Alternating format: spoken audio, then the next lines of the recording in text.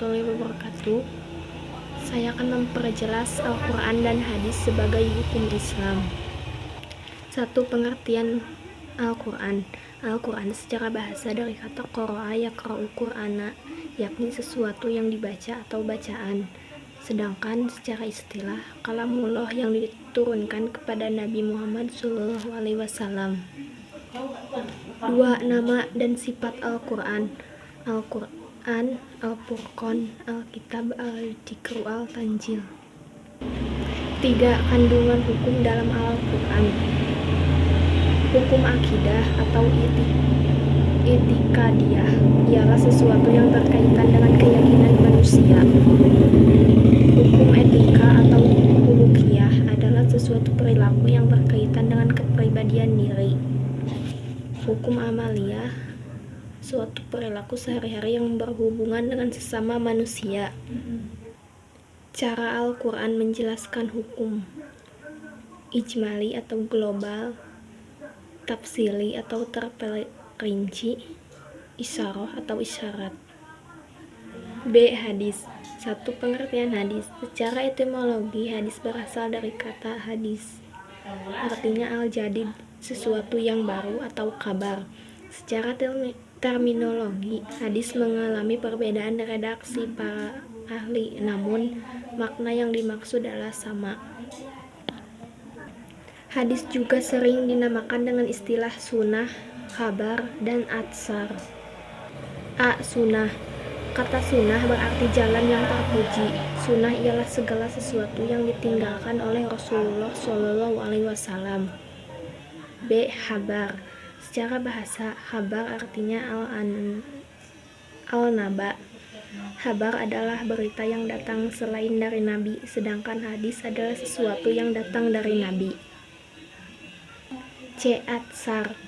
Secara etimologi, atsar berarti sisa atau suatu peninggalan. Atsar adalah sesuatu yang dilandaskan kepada sahabat dan tabi'in, yang terdiri dari perkataan dan perbuatan. 2. Kedudukan hadis terhadap Al-Quran. Rasulullah SAW adalah orang yang diberikan amanah oleh Allah SWT untuk menyampaikan syariat, terutama dalam bidang agama, kecuali bersumber dari wahyu. Pendapat para ulama tentang kedudukan hadis terhadap Al-Quran. 1.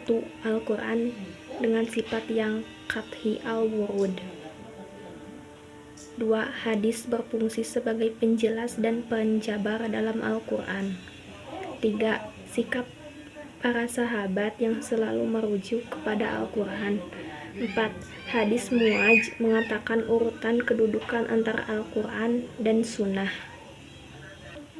3. Fungsi hadis terhadap Al-Quran. 1. Menegakkan kembali keterangan atau perintah yang terdapat di dalam Al-Quran. 2. Menjelaskan dan menafsirkan ayat-ayat. 3. Menetapkan hukum yang tidak ditetapkan oleh Al-Quran. C. Implementasi sumber hukum. Sebagai sumber hukum utama, Al-Quran tentunya mengandung ayat-ayat yang berkaitan dengan hukum. Ayat-ayat hukum yang terkandung dalam Al-Quran hanya 5,8% dari 6.360 ayat Al-Quran sebagai berikut. 1. Ibadah sebanyak 140 ayat. 2. Hidup kekeluargaan sebanyak 70 ayat. 3. Perdagangan atau perekonomian sebanyak 70 ayat. 4. Kriminal sebanyak 30 ayat.